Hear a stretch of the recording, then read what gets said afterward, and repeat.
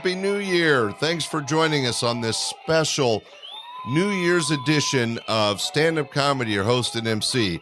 And as I usually do for the holidays, I'm repeating one of my older shows. In this particular case, it's show number 24, starring an interview with two terrific radio DJs, Paul Robbins and Phil Cowen. These guys did radio all over the country at various stations, and you may remember them from television as The Answer Guys, where they won 2 Emmy Awards. Anyway, this interview is a lot of fun, full of memories, full of laughs, and one of my favorites. I think it's a great way to kick off 2023. So sit back and listen to a fun interview with my friends Paul and Phil. Here we go.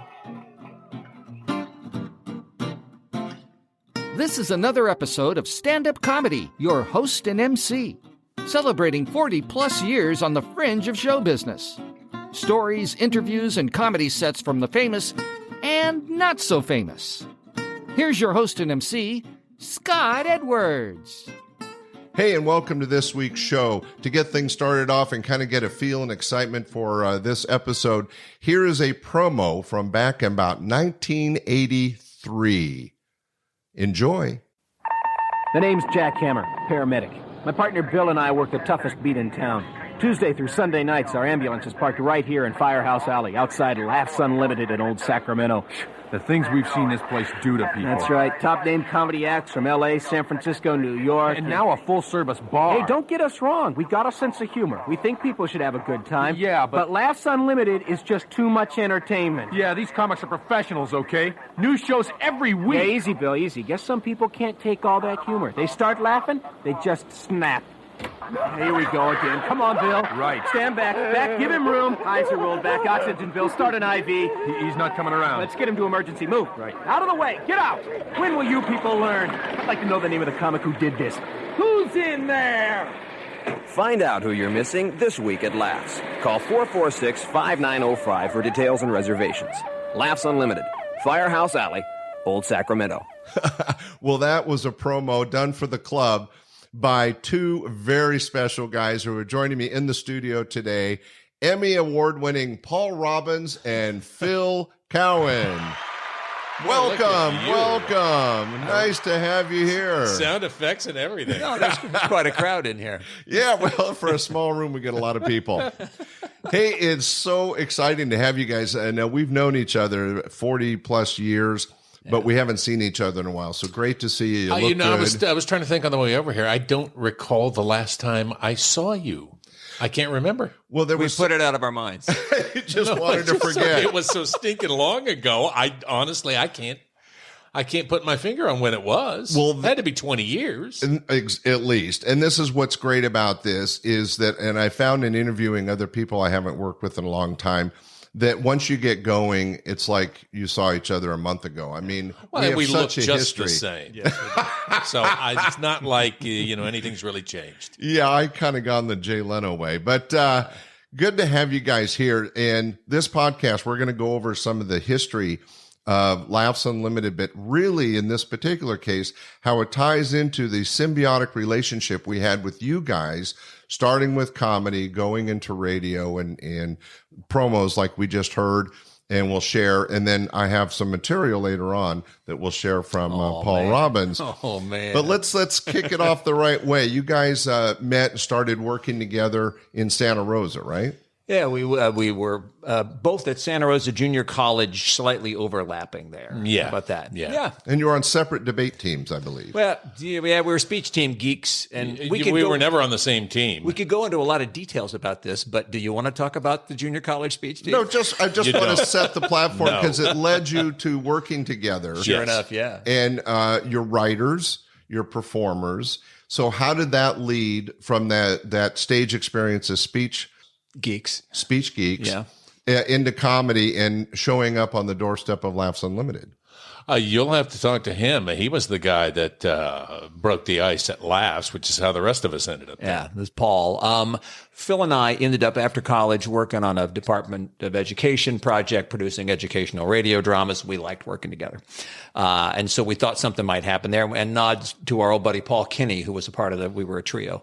While that was going on, I was waiting tables at the Rusty Duck, which is no more.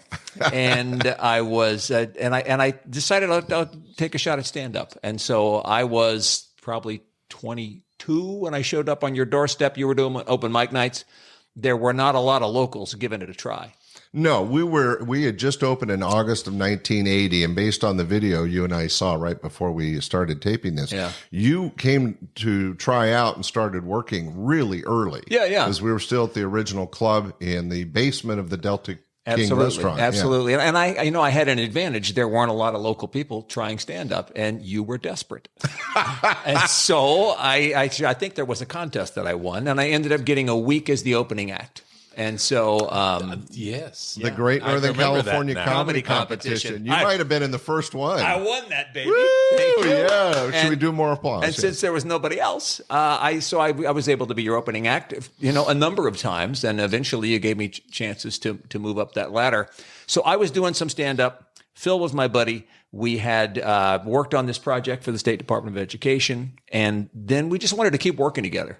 And so we said, well, what can we do to make any money? Let's start doing some radio commercials. You heard a sample of it there a little bit ago. And I said, Scott, well, probably let us try our hand at team stand-up comedy, if you like. And we put together a show. That's when we started doing the act we called live radio theater. So that's on my list of things to ask about, because I used to love that, and I still have a strong memory of your great lines. A bear would be proud of this. Thank you. Please tell me you don't have any of that on tape. No. Okay. Actually, we don't have anything from live radio theater. What a shame. But yeah, it was a sketch comedy, and we live on the fly had a guy in the back of the room, a producer, if you will, playing live sound effects and music as we went along. And it was a lot of fun. You know what? That was a really good show. And it was very entertaining, and the audiences loved it. And nobody was doing anything like it at the time. No, in fact, that was kind of a precursor to the one-man shows that got more popular later in the 80s and 90s. This was, of course, a team effect, but it was somewhere between stand-up comedy and a play. We were ahead of our time, Scott. Exactly. Yes, we were. And live radio theater was a great description of what you were doing, because it was story in effect, but lots of comedy and very entertaining. And then you had the sound effects, and we had a few prop bits, and it looked great. It was unique. The phone would ring, you'd hear it ring, and there's nothing on stage, and you'd turn your hand into a phone, and it would go, and you're talking on the phone. And so it was a unique, I've never seen anything else like it. Still have not. And we had a really good time, and Paul was right. You let us come down and do it down there. And then, we did it at AR. I know one of our very early Sac State. We did it there more than once. Did a couple of private events that I wish we hadn't done. But I didn't know about those. That's the way private events go. We remained fully closed. And then, when we were on the radio after that, we were doing, what were we doing every other Tuesday night out at the Citrus Heights Club for a while? Yeah, we did that regularly. Yeah. It was a great bit, and it was a great, good for the club, because you want to get funny people, especially local funny people, and bring them back so that you get that recognition and name recognition. You actually let us headline a few times. Well, Yes, what did Paul say? Desperate? But I was new to the business too. You got to keep in mind I was. So you didn't know any better. Right. I guess. Right. In August of 1980, I was like 24 years old and really doing this by the seat of my pants. And so it was really a challenge to create what ended up being the experience needed to know what to do and what not to do. And trust me, I made some mistakes. But in your guys' case, it was a great decision. And it led to a lot of things, because during that, I believe that kind of led to, wasn't it K-pop, the first radio show? Yeah, our first radio job, the station manager had seen us at Laughs Unlimited. And then it occurred to him somehow, hey, I think some of the commercials we're playing are ones these guys have done, and we're such dopes that we were looking for a way to make a living, and it had not occurred to us, hey, wonder if we could get a job at a radio station. And this guy called us up. Wasn't on our radar screen at all. He called us up and said, you want to try doing the morning show? He offered us $1,000 a month each, and we said, yeah. Yeah, well, that's talk about a kernel of luck turning into, because I alluded to earlier, you ended up having 15 plus successful years on radio. You ended up doing a lot of TV. You won a couple Emmys, but it all started with live radio theater. Yes, and Scott Edwards, who gave us our break. Yes. And I got nothing for it. But anyway. Memories, yes. But that's a great story, though, because it was something you weren't planning, as Phil said. Yeah. That you were having fun, making a little money from me doing the shows. Little money. But it turned into a real opportunity with K-pop. Now, the first station was K-pop. How long were you there? Year and a half. Yeah, only about a year and a half. Then we were in Detroit. Got fired. We were only there for 6 months. 12 weeks. Actually on the air, 12 weeks in a day. And then we were in Dallas for a year. Got fired. 7 months on the air there, and then we hung around for about 5 months.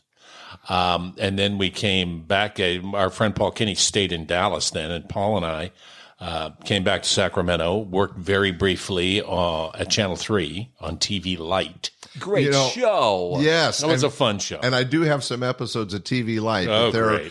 They show Jack Gallagher as a host, Yeah. and people like Jay Leno and Carvey doing sets. Bobcat Goldthwait came down.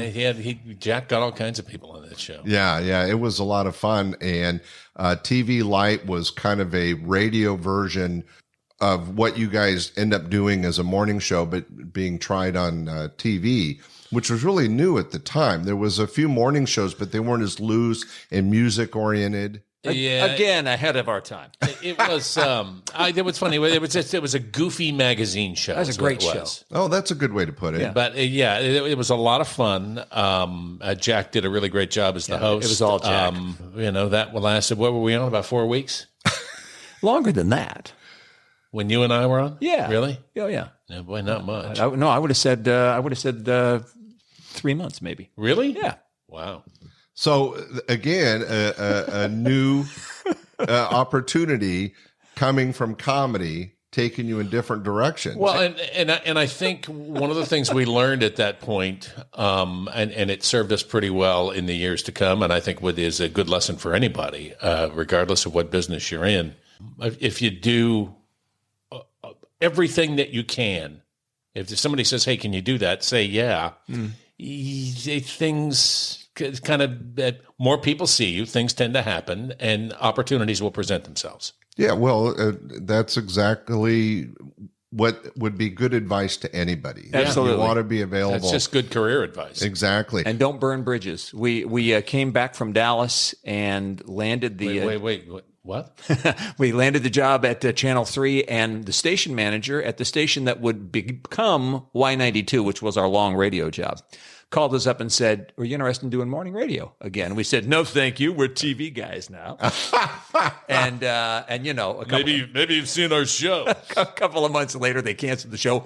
Hey, would you still like us to come back and do the radio show? And we went to that radio show, and then 8 weeks later, out of the clear blue, we probably shouldn't even talk about it, we got an offer to do this Fox Network show. And we left that station, and then the Fox Network show was a disaster, and we called them back and said, "Would you like us to come back?" The Fox thing came and went so quickly, they hadn't replaced us yet. It was interesting that you say that you don't want to burn bridges, because you were able to go back and back and back, and because you never left in a bad way. Yeah. And that's good advice to any young person out there in the working world. You always want to Absolutely. leave on good terms. Yep. Before we get too far ahead, I want to drop back to K-pop just to bring up a short memory. When you guys were on that show, which wasn't that long, I did get a residual from that. I purchased the K-pop car. Oh, the K-pop Cruiser. Bright pink. Yeah. And I'm telling you, as pink as you can think pink. Yeah. It was a Cutlass. Olds Cutlass 88. Yep. And it was a convertible with white leather tuck and roll. 68. maybe. Yeah, it had to be a 68. Yeah. And 67? 68. Yeah. And a beautiful old car. And you guys had it when you were at K-Pop and didn't know what to do with it. Mm-hmm. And I bought it on the cheap, I think. I forgot about that, yeah. And then I turned it into the Laughs-mobile. Mm-hmm. And that car was in every Sacramento parade probably for the next 5 to 10 years. I mean, your St. Patrick's parade, your Christmas parade, you name it. We would sit in the back and throw candy on That's right, because they used to do the Mardi Gras parade every year in Old Sac. I was having a brain fart. Mardi Gras, we would throw the beads. Yeah, that car was, I wanted a convertible and I didn't have any money, and I persuaded my brother Glenn to buy it, and it was white and rust and in desperate need of everything. And so we got the job at K-Pop. And I started calling it the K-Pop Cruiser. And then I took some spray paint and I wrote K-Pop Cruiser down the side of the thing in spray paint. And it was such an He tagged his own yes, car. I did. Yes. And it was such an embarrassment to the radio station that they traded advertising for the paint job and the new upholstery. Oh. So when all is said and done, my brother came out way ahead on the deal because when I sold it to you on the cheap, it was still way more than he had invested in it. And I just brought it up because I literally just sold that car. Did you? A few years ago. We kept it even after we sold the club because the kids loved going for rides in it. I always kept it up and running. We did a little, we had it all re-chromed at one point. We did a few things here and there, but it was just a beast. What'd you get for it when you sold it? Oh, $6,000. Yeah, I would bet. Yeah. Yeah, okay. I did okay. It's a smooth looking ride. It man. really was, if you don't mind pink. Yeah, it was really raging pink. And you have to be a pretty studly man to drive around a you bright gotta be pink secure. car. Yeah, I was secure in my manhood. So I just wanted to bring that up because I didn't know if you knew that after it became the Laughs Cruiser from the K-Pop Cruiser that we kept it up until fairly recently. I'll tell my brother. Got many years of use out of it. And the only reason I finally sold it is Jill, was like, when are you going to get this crap out of the garage so we can put a real car in there? But it was a great bit of history for the club. In fact, I don't know if you recall, but that car was featured in the opening of not only our TV series, but also the Fox special we did. So there's still tape of that car being driven around, and it's a big part of the history of the club. So anyway, I just wanted to share that with you because it wouldn't have happened without you. Aww. So before we move on to Y92 and your great success there, let's listen to one more promo that you guys did that would be about time-wise fairly close. This promo was several years after the one we played at the beginning of this podcast. So let's listen to this. It's a little more updated, but you'll hear some more of the talent and the comedy genius and the writing of Paul and Phil. Enjoy. Reason number 19 why you should be at Laughs Unlimited, Sacramento's only all-comedy nightclub. Hey, did you catch Robin Williams on Carson last night? No. Oh, funny guy. I saw him in person, though, at Laughs Unlimited. In person? Yeah, so whatever he did, I've probably already seen it. Oh. Well, the night before, Pat Paulson and Jay Leno were on. And I've seen him at Laughs Unlimited. We had a few drinks together. Okay, well, like last week, they had this guest host named Gary Shanley. Gary, yeah. I suppose you've probably seen him. Yeah, down at Laughs Unlimited. Took him to the Holiday Inn. We split a patty melt. Yes, impress your friends and associates. Come to Laughs Unlimited in Firehouse Alley, Old Sacramento, and see the same comics in person that your friends only see on television. Laughs Unlimited, Sacramento's only all-comedy showroom. Call 446-5905 for information and reservations. That's 446-5905. Wow, that's good stuff right there. Well, you guys, what was great for me is I had tapped into a real creative pool with you guys and Paul Kenny that we could, I would say, hey, I need a commercial for this. And a lot of radio stations, there'd be some template that they would use or some basic thing. And with Laughs Unlimited, you guys were very creative. Well, we obviously wanted the spots to be good, to reflect what we hoped people would expect when they went to Laughs Unlimited. And we wanted to get paid. Yes. And there was that. Yeah. But I think the real genius of that spot is that people really got the sense that you had every big name comic in that club. Well, that last promo was really that was clever. Name dropping extraordinaire. Yeah. Yeah. Good job, by the way. Thank you. Thank you very much. Well, and then, for years, on the radio, you would bring whoever your headliner was in. Well, we're going to go into the Y92 years and how that really worked, not only to benefit, you guys had a nice career going, ended up doing it for over 15 years, but for the club, Laughs Unlimited, what a great place to showcase because of our history and you starting in comedy at the original room as my clubs grew and changed and comedy developed through the 80s and 90s. I was going to bring up that we were able to share a lot of great entertainment. And who do you stands out as a memory for you guys? It doesn't do any good to impress young people, but to talk to people our age and say, there was 1 week in the 80s, I did a week with Dana Carvey at Laughs Unlimited. Well, I did a week with Gary Shandling one time. It's super cool to be able to say that. Yeah. Oh yeah. I mean, if I wanted to show off, I go, I was sitting in a jacuzzi when Dana Carvey got the call from Saturday Night Live with him. And just his mentioned reaction this morning on this silly political talk show that I do, that one of the highlights of my career, we were doing our listener-thon. Soupy sales. Out at, that wasn't Frank Hurling, it was Mike Doherty Chevrolet at that time. And he was at the club that week. You brought Soupy Sales out. Soupy Sales hit us in the face with a pie. Yeah. Is that I got hit as well. One of the best things ever. Great memory. I know a lot of the audience will go, Soupy Sales. But he was a hallmark of stand-up comedy back in the day. Yeah. And we brought him in his senior years. And much like Pat Paulson and a few others, it was a great opportunity to interact with the real core. The old guard. Where comedy came from. Yep. But that's great that you mentioned Soupy Sales recently. Oh, yeah. I just was talking about it this morning, and I said to Soupy that night, I said, I can't tell you what a thrill that is, man. You hit me in the face with a pie. And he said, that's a pretty distinguished list. Frank Sinatra, Sammy Davis Jr., all the Rat Pack guys. And he just started ripping off this list of huge celebrities of like the 50s and 60s. He hit them all in the face with a pie. We're on the list. There you go. And I'm sure he's mentioning that. God rest his soul. And somebody that I remember quite fondly, just because I liked him a lot, and he used to come on the show quite a bit. And I bring it up because I wonder, I understand he's still working, but I don't know what kind of stand-up he's doing now. What in the world is Bobby Slayton talking about when he goes on stage now? He is still considered the bulldog of comedy. I hope still so. Performs mostly in Vegas these days. Is he still edgy? Oh, man. Still angry? Still angry, still edgy. Good. And he's had some ups and downs in his life, and I think that has taken that edginess and that anger and upped it a little bit. He's still funny as heck. Good. And I saw a set from him recently and was just blown away. I mean, he's such a professional. But we had a chance to work with some of the best. I'm going to sidetrack just a little and say that because of you guys, I got to work with Huey Lewis at a couple events. And that was a real thrill for me. Well, that was the other thing, is that we always had somebody from the club at the Christmas specials every year. We did that, 9 of those? 10? Yeah. Something like that. Every Christmas we did the big stage show. Might have been 12. Yeah. Might have been. Yeah.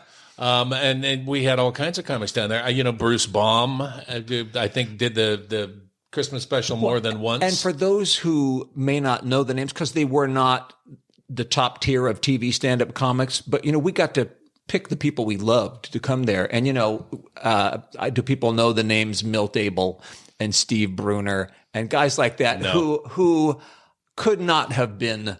It's not possible to be funnier and more lovable and charming on stage than those guys. Just listening to a set while I was getting ready for this.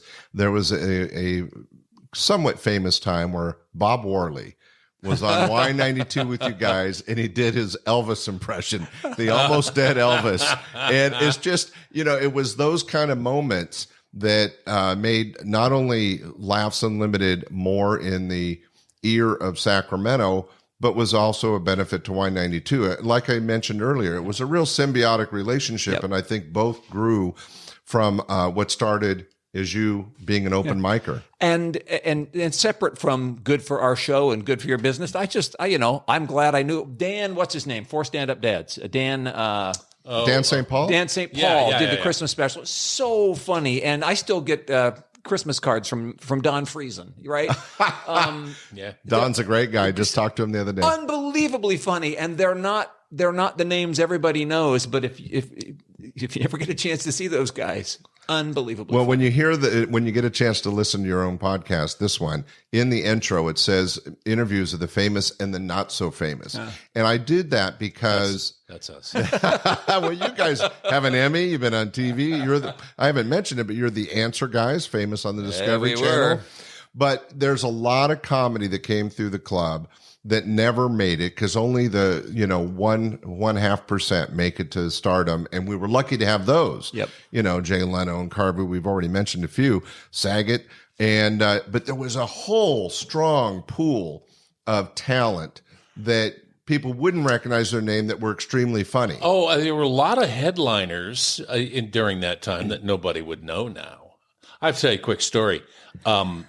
Yeah, I don't know if you would remember. I know Paul does. We actually, and it was through the radio station, wound up getting on America's Funniest People. Oh, we ran out to the Arden Fair, filmed this silly bit doing some lawyer jokes, and we go down there and we're on the show. And of course, Dave Coulier was the co-host, and Bruce Baum was on there doing one season, bits. And we end up winning this thing.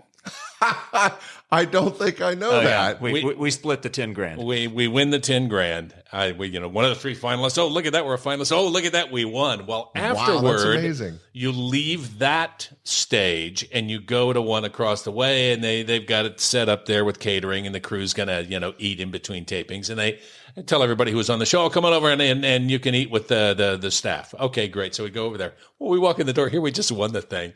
And Bruce and Dave are coming over there going, you guys, I can't believe you won this thing. And all these other people are looking at us going, oh. Fix. Yeah. Fix. They know the host. It did look bad. It was embarrassing. Oh, that's got to be a moment. Side note, doing the radio show one time, Saget and Coulier came in together. Right. I think we were only supposed to have Bob, and he brought Dave with him. Coulier, and for those who don't know, because everybody thinks of him as that was not a sitcom I particularly enjoyed. Full House. You have no idea how funny both those guys were. And Coulier, brilliant impressions, and for some reason, remember this, Dave Coulier decided Tony Curtis. he was going to do Tony Curtis and not break character, and so The whole time? he just keeps doing Tony Curtis, and He kept saying, Bert Convey is a wonderful dancer. that is the line I'll never forget. I don't know why. Why that was the line, it's beyond me, but all morning.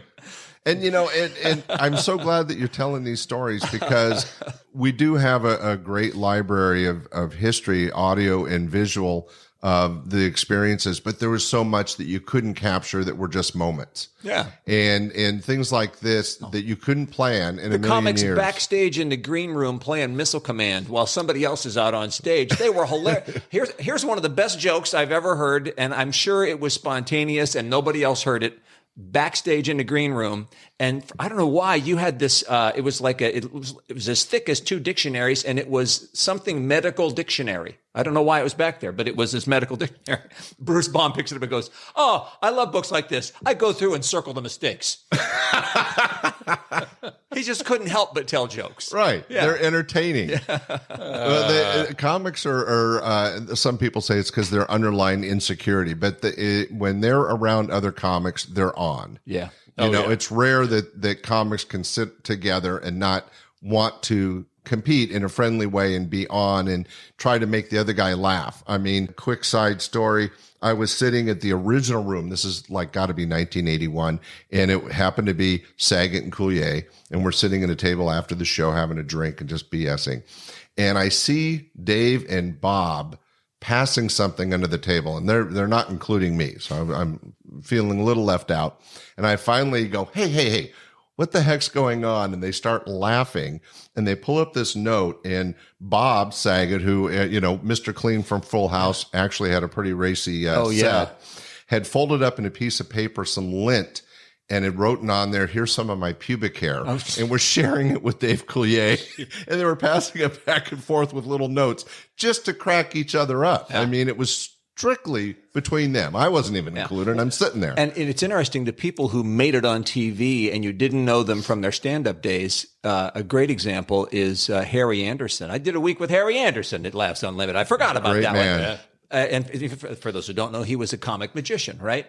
Well, he was lovable Judge Harry on TV. Night Court. In the comedy clubs, he was the most insulting, acerbic.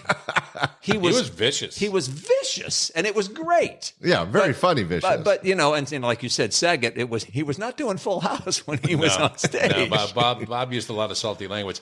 One of my favorite comic stories, getting back to Bobby Slayton, after we had done this morning show on Y92 for like 19 years, I decided I didn't want to do it anymore. I wanted to go do this talk show, and so we decided we were going to part ways. He was going to keep doing the FM show. I was going to go do an AM show. I did. I left him. And the morning that the Sacramento Bee publishes this big feature about the, where we're going to be the breakup calling it of quits soon. Paul and Phil. Big full page on the front of the style section. It was a big deal. Big photo of us. Bobby is appearing on the FM show across the hall that morning. Well, at one point, he's sitting in the lobby outside waiting to get in the building. Paul goes to walk over and get some out of the lunchroom or something. He sees Bobby sitting there and goes, "Oh, hey, what's going on? I'm going to let you in." Opens the door. Bobby holds up the paper. And I would say that I won't tell you the language Bobby used, but he holds up the picture and he goes, "It's about time you guys broke up." All about timing, isn't it? He was coming to town, and we did a phoner with him. He was in Tahoe. He was somewhere else. And he's Bobby Slayton, right? But he's talking not very loud. Remember when his daughter was in the room? Yeah, we said, "Why are you talking like that?" He goes, "My kid is asleep over there. They was awake half the night. I favorably gave him a bunch of Benadryl to make her go to sleep." Had Natasha sleeping on the other side of the room. Oh man, that's funny. Well, he's a funny guy, and we were really lucky to have him at the club many, many times. Now, during your Y92 years, you were very creative, and you did several things. There was bowling for breakfast, the Christmas shows you already alluded to, car phone dating.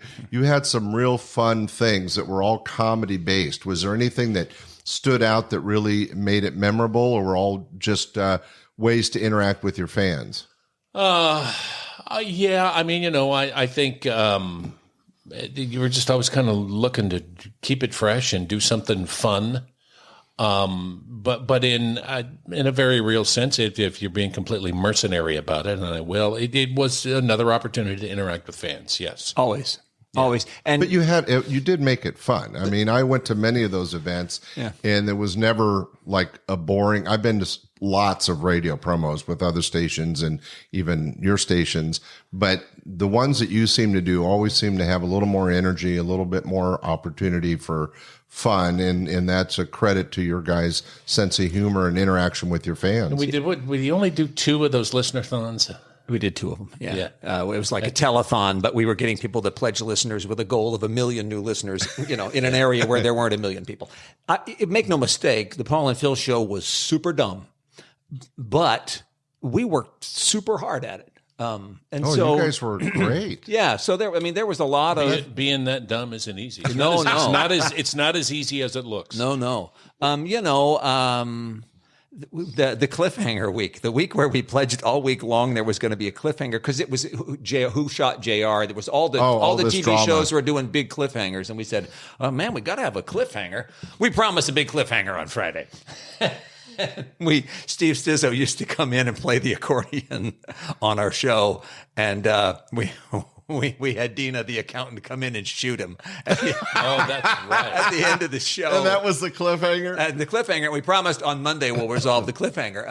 That was pretty good stuff. See, that's creative twist of what was already going on in society, and you made it work for the show. And I'm sure nobody thinks, that heard you anyway, that it was easy. It had to be hard work, because there's a real easy way to compare, because at around the same time there were some really stupid morning radio shows, the Morning Zoo, and some of these guys that just do poop jokes and have a lot of crazy sound effects, which I don't think they write or plan anything at all. I think they're just going for the moment and be high energy crazy. You guys had I mean, I don't know if it was daily, but you had an idea of what you were doing all the time. No, we wrote stuff in advance, and we never left on a Tuesday without knowing what we were going to do on a Wednesday.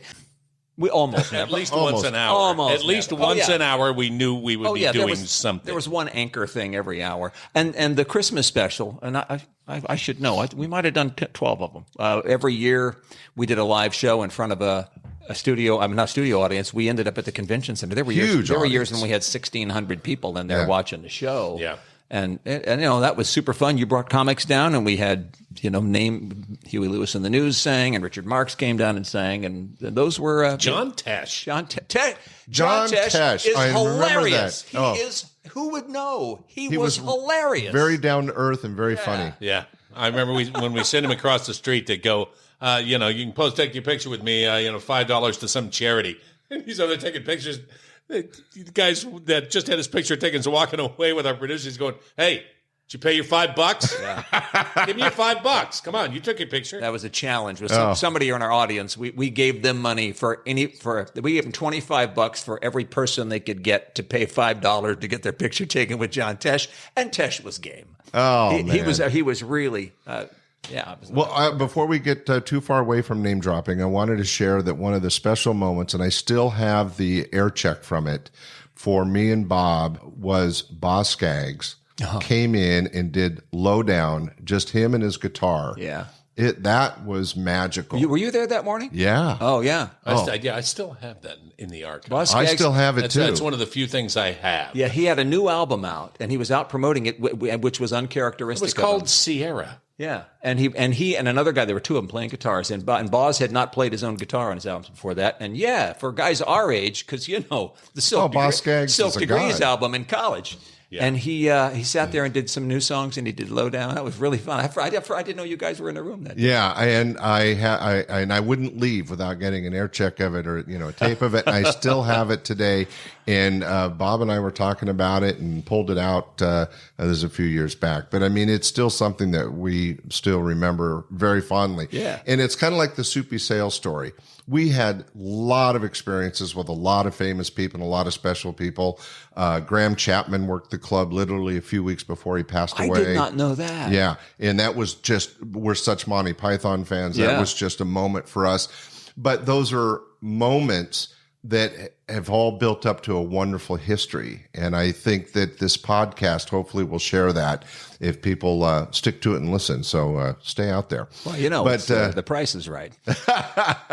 But it was, we were thankful to you guys, Paul and Phil on Y92, because we were able to not only share the club and promote the club and then interact with the events that you did, like the Christmas special, but we also, it was a huge, it ties in from promotion to marketing.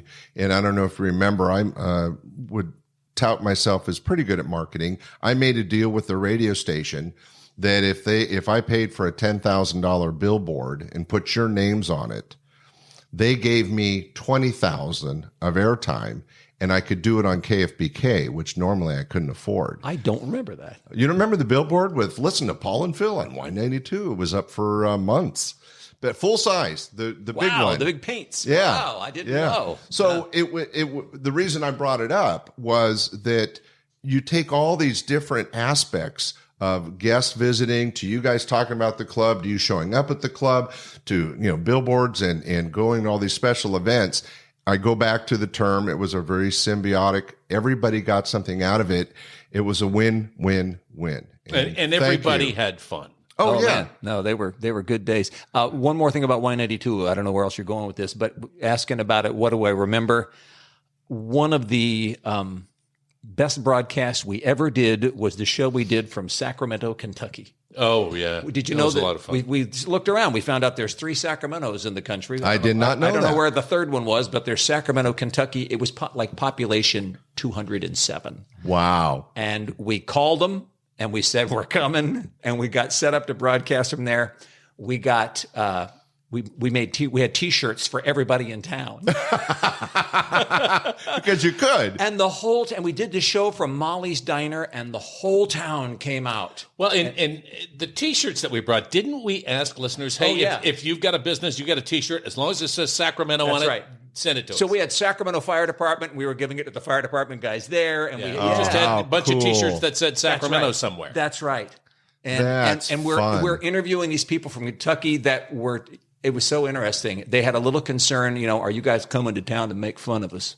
And we weren't. Oh. And we went there, and they were charming, and we got their town's history, and they brought out these sisters that were 90 years old, whose grandpa was the guy on the gold rush who came to Sacramento, California, and didn't get rich, but came back and told the town how great it was. And they changed it. It was like Green River, Kentucky, and they changed it to Sacramento. That's a great story. The only thing they had going on in that town is it was the site of a Civil War reenactment. Yeah. Oh. Which that's probably all. Civil War reenactments have to be dead now, aren't they? Oh, yeah. And that stuff only happened pretty much in the South. I mean, you don't see a lot of reenactments in California. Yeah, but they were so fun. They were gracious, and it was just a really I bet they love the attention. Yeah. Oh, that's great. Well, good job. Well, what I was going to lead to next is that Y92 did leave you to becoming the answer guys on the Discovery Channel, where you won a couple Emmys. Congratulations. Thank you. And it's not comedy based, so we don't need to go into too much detail, but just tell us how that came about and what the experience was for you. It actually began as a bit we were producing as a regular bit on TV Light that they called Answers Inc. People could send in any bizarre, no matter how trivial the question, we would come up with an answer. And after that show went off the air, and we've been doing radio for a while, we ended up doing some stuff on Evening Magazine for a while at KPIX. And San Francisco. Yeah. The guy who had taken that show over as the producer said to us, I like you guys on camera. I think you do a great job. I need a hook. I need a reason to have you on every week. And so then we decided to build upon the Answers Inc. feature and become the Answer Guys. Bought a couple of blue lab coats, and people believe what you say when you wear a lab coat. And the rest is history. You can still see those on YouTube. Can you? There's not many. There's not. There are two or three. It was right before the dawn of YouTube. But we were doing that for Evening Magazine. It was on the national reel. And then that show ended, and the guy who hosted the show ended up hosting a show on the Discovery Channel. And Discovery said, good show, but you need something punchy at the end. And he said, I know the answer, guys. And so we did that show on the Discovery Channel for 5 years. Yeah, and the last two or three of which we hosted because Richard left to go to work at CNET. He'd had enough. Yeah, and they said, we just, in the interest of continuity, you guys want to host the show? Take off the lab coats? We did. That's when we won the Emmys, Scott. That was the Emmy business right there. Super fun job, though. That was really good. Yeah. And we were doing the radio. We were doing Y92 at that time. And then, Two Emmys. Two Emmys each. Back-to-back years. Wow. Everybody, that's 4. It's a total of 4. For the people from Rio Linda, 4 trophies. That's 4 Emmys. Yeah. Those were wild times because they would once we were hosting the show, they would book on different weekends. One of us would take Friday off from the radio show and leave on Thursday and fly to. I flew to St. Louis, and on Friday shot a thing on the technology for the fire department in St. Louis, and then a couple of miles away was Bigfoot, the monster car truck, and I got to go drive Bigfoot. And cool. And then they flew me to somewhere else, and you'd have this crazy busy 3-day weekend. And then they'd edit it all together and make it look like you're together and doing everything. Well, and when we were doing Evening Magazine, we would routinely, it's like once a week or every other week, we would finish our show, drive to San Francisco, shoot and edit 2 stories, and then drive back. And a lot of times we would just sleep on the couch outside the studio and go do the program the next morning. So you guys are close. Yeah. They spent a lot of time together. Sleep on the couch together. We did. Actually, one of my highlights from doing that show is when I went to West Palm Beach. There was some big high-tech yacht that we were featuring and all the features on this yacht. One of the partners in the boat, and he was there having dinner that night, I met Wayne Huizenga. Oh, that sounds familiar, but he was the billionaire who started Blockbuster Video, and then I think he was Auto Nation. Yeah. And then of course he owned the Marlins and he owned the Dolphins for a while. Interesting guy. You never know who you're going to meet. Here's a synergy thing. Phil is doing a Discovery Channel story in Illinois, and he's having breakfast. And he sees at a nearby table former Vice President Dan Quayle having breakfast. And the celebrity golf tour thing was going on. Oh, was in the so area. Yeah, Dan Marley's in there, and there's a whole bunch of athletes and other people hanging around. But Dan Quayle stood out. And he's watching Dan Quayle. Dan Quayle bites the corner off of his toast, puts it down, and doesn't eat any more, and leaves the table. What does Phil do? You took the toast. Yeah, he got the toast. Come on, And he Dan brings Quayle it ate back. off it. We make a big deal about it on the radio show, and then we had it encased in a large lucite block. And then we went on a tour. We went on a tour of local malls where people would come and see the vice presidential toast. Oh, that's and we did funny. it at Arden Fair and Sunrise, and they had the little velvet rope set up and a guard, and we would show up wearing white gloves, carrying the thing, and put it on the pedestal. And anyone who came, and I bet the crowd loved it. Anyone who came to see it got a little card that said, "I saw the toast," with a picture of it. That toast is in my office at the university. Got it. He just got it back last year. Wow. A friend of ours had it. Actually, the funny thing about that story was we were sitting in the hotel that morning, me and the camera crew and the producer having breakfast, and our camera operator, Deirdre, I can't think of her last name. She looked at the cup, she goes, "Wow, that guy sitting over there really looks a lot like Dan Quayle." And I looked up for my breakfast and I went, "That's because that's Dan Quayle." "No, it isn't." I said, "Yeah, it is." I said, "I'm sure he's here golfing with the rest of these guys." And she was going to argue with you. Yeah. Yeah. No, couldn't be. Phil knows the vice president when he sees one. Exactly. That's right. Well, we have covered a lot of different bases. Let's bring it all back home. I'm going to end the podcast with some music. By the way, Paul, you're featured the song "The Runs." Oh, you're not going to play that. No, I'm not playing you. it on this one. Thank you. It's already out there. Oh, gee. It's called Stand-Up Comedy, the Musical. Don't listen. Nobody needs to go listen to that. It's, and you're sharing space with Saget singing and Denny Johnston and Yakov Smirnoff. Oh, man. A lot of people don't know these people did music. Yeah. And so I put all the people that don't normally do music together Denny into a Johnston musical. Was quite talented. Yeah, he was. The Blackbird song. Jimmy Stewart singing Jimmy Blackbird Stewart. is the best. Yeah, that's the best. So that was the kernel that led to the whole episode. But anyway, I wanted to share that. But this particular episode, you're probably most famous in Northern California for singing a tribute to Sacramento to the theme of New York, New York. Really So we're going to end the show with that. That's a mistake. But before we do, let's bring it all back full circle. You guys got to start because you were an open micer that led to the two of you doing comedy, which ended up leading to radio. Where in this cosmos of your very successful careers would you feel Laughs Unlimited in your experiences led you, helped you get to all the success you've had? He's really pitching for us to suck up to him at this point. No, not me. No, I'm sorry. Not to him. Oh, not to him. I don't mean it. I'm so sorry, everybody listening. This is not about me. What I'm trying to do is bring it back to comedy and how I think professionally done stand-up comedy, clean, in your guys' case, it was always a clean entertainment, is a true entertainment value and has a purpose. There's a lot of people, especially in today's, I can't say I'm very proud of the comedy I've heard in the last decade or more. I think that it's not quite, and that's why you don't see it as much on TV and you don't see as many sitcoms from stand-up comics, because I think that the field has changed. And I think the 80s and the 90s, and I hate to use the term because it sounds old school, but it was kind of the golden age of stand-up. And you guys, at least for Laughs Unlimited, were a huge part of that. So thank you. And I wasn't trying to ask for a compliment, but I wanted to see if there was because you're both very smart guys, if there was something that you could say that comedy, maybe it goes back to your speech competitions, how that brought you to where you are today.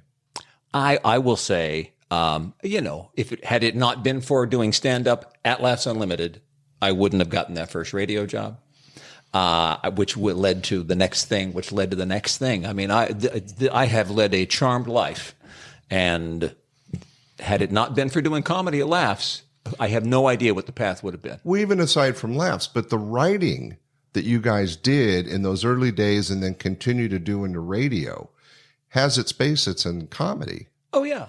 Oh, yeah. I mean, and especially early on in our radio career, I mean, we were scripting bits.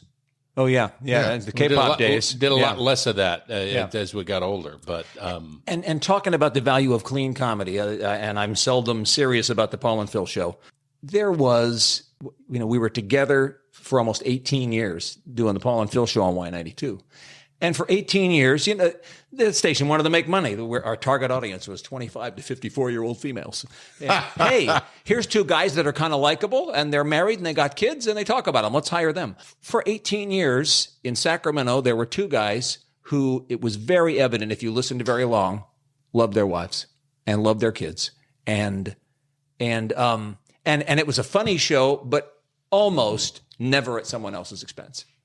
And you know what? That was a good thing. That was a good thing in the community. Well, and I mean, I'm sure there are people who will go back. Oh no, I remember somebody whose expenses was that. It may have been at people's expense, but from time to time, one of the things I was proud of is I'm trying to recall a time we ever did anything on the air that I thought some mom in the car is going to go, oh geez. I wish the kids hadn't heard that. Yeah, and you guys are because taking... we didn't want to do a show that our wives would have to go, oh, turn that down. I got the kids in the car. They're our kids. Right.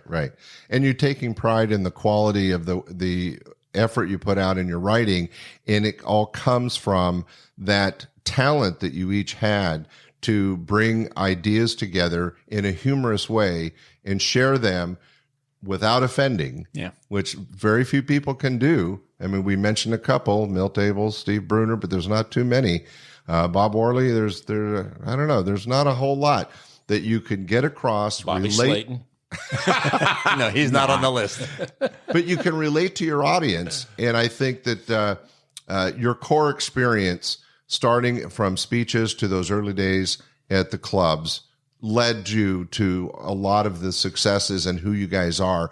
And that's what I was trying to get to. True. I think that the core of your success is writers and as performers goes back to your standards that were set up in those early days. And that's all I was trying to do. I was trying to put a big bow on the episode. I think you did. Because it is such a pleasure to have you guys on the show. We have such a long history, and to be able to share with our listeners important aspects of that history and the connection with you guys comedically, but even as a successful entrepreneur from a marketing and promotion standpoint. A lot of my success through the club was through relationships like with you guys, and thank you. No, it means a lot. We had a lot of fun. Mutually beneficial society. We had a lot of fun, not only with the people that you would bring in to be on the show, or anytime we were down at the club, or when we worked together on the event stuff we did. Yeah, Soupy Sales hit me in the face with a pie, man. I have such good memories of Laughs Unlimited. My 38-year-old daughter was down there at 1 year old, with us before the show. How old's your daughter? 38. Yeah. Well, my 36-year-old son used to ride his tricycle out on the stage while people like Jay Leno and Dana Carvey were out there. Yeah. So anyway, we're going to take this serious multi-shared appreciation moment and totally crash it with some humor by Paul Robbins. Big mistake. We're going into a song that you perform. I have at least 5 versions. Dated comedy. Laughs in the Park, live on stage, for the album, all these different versions of the song. You were allowed to do this 5 times. I know. I'm telling you, this is a mistake. Ladies and gentlemen, thank you to Paul and Phil. Thanks, Scott. Keep listening to the podcast. Sit back and enjoy a little musical history, a song, a special tribute to our hometown of Sacramento. Thanks for listening. Bye. I don't blame you for groaning there. I don't mean to give Sacramentans a hard time. This is a great town. This is a great place to live, great place to be a comedian. Because in Sacramento, I'm a novelty, right? There aren't very many of us. And if you go to a big town like New York or LA or even San Francisco, everybody's a comedian. And people have said, Paul, I enjoy your show, but if you really want to compete with the big guys from the big cities, you need to close your show with a big musical finale. And think about it. It's true, Steve Martin, Frank Sinatra, Bobby Goldsboro. But if you think about it, they've all got songs they can sing about their town. And what really powerful and moving and glamorous song has been written about Sacramento? This is the state capital, right? Yeah. Huh? Hey, we got the majestic Capitol Dome downtown, the powerful American and Sacramento rivers. This is the River City, right? Yeah. Hey, we got Cal Expo, historic old Sac, Chuck Swift Dodge. And you know, anywhere you go in this town, I don't care where you go to downtown, you look around on any street corner, and you find yourself gazing into the happy, smiling faces of sleeping winos.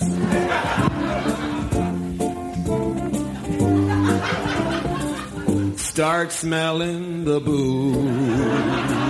I'm nearing the mall. Winos downtown are part of it. Sacto, Sacto. Start watching the news on KCRA. I'm gonna meet Stan Atkinson. Sacto, Sacto.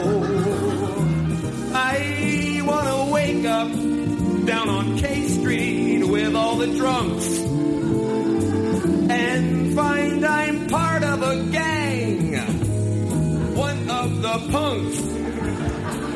Get ready to cruise. I'm on 4th and T. I just might catch some strange disease in old Sacto. Till I can make it there, I'll never change my underwear. It's up to you, Sacto, Sacto. We're not talking about Chico here, huh? Turlock? Woodland? What are you kidding me? Sacto, Sacto. I want to wake up in a city and watch TV. See Betty Creighton and Stan, Chuck Swift selling trucks, Billy at Art and Furniture, and Tom LaBrie. These boring town blues are melting away.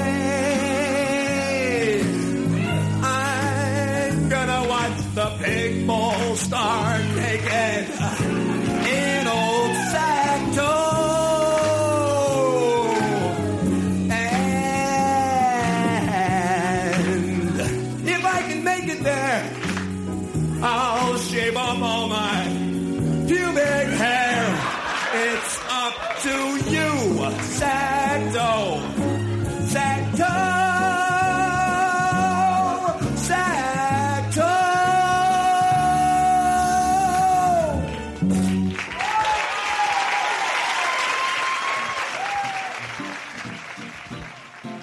We hope you enjoyed this episode of Stand-Up Comedy, your host and MC. For information on the show, merchandise, and our sponsors, or to send comments to Scott, visit our website at www.standupyourhostandmc.com. Look for more episodes soon and enjoy the world of stand-up comedy. Visit a comedy showroom near you.